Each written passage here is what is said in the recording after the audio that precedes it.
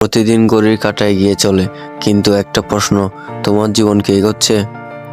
সময় থামে না, কিন্তু আমরা থেমে যাই অজুহাতে, অলসতায়, ভয়ে, আর সেই সময়টাই হারিয়ে যায় চুপি চুপি।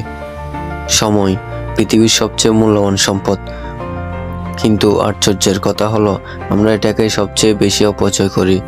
একটা মুহূর্ত যেটা তুমি এখন খরচ করেছো সেটা আর কোনোদিন ফিরবে না। টাকা হারালে ফেরত পেতে পারো, সম্পর্ক হারালে নতুন করে গড়তে পারো, কিন্তু সময় একবার গেলে তা আর কখনো ফেরে না। সফল আর ব্যর্থ মানুষের মাঝে সবচেয়ে বড় পার্থক্য সময় ব্যবহারের কৌশল। যখন কেউ মোবাইল স্ক্রিনে সময় নষ্ট করে, তখন কেউ নিজের ভবিষ্যৎ গড়ে তোলে। এখন যা করেছো তাই তোমার আগামী 1 বছর, এমনকি 5 বছর পরের জীবন গড়বে। সময় তোমার হাতে আছে এই মুহূর্তে, কিন্তু তা চিরদিন থাকবে না।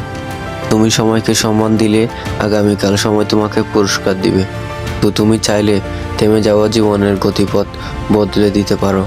এই সময় জেগে ওঠার, শুরু করার, নিজের স্বপ্নের জন্য লড়াইয়ের, কারণ তুমি একজন স্বপ্ন যোদ্ধা।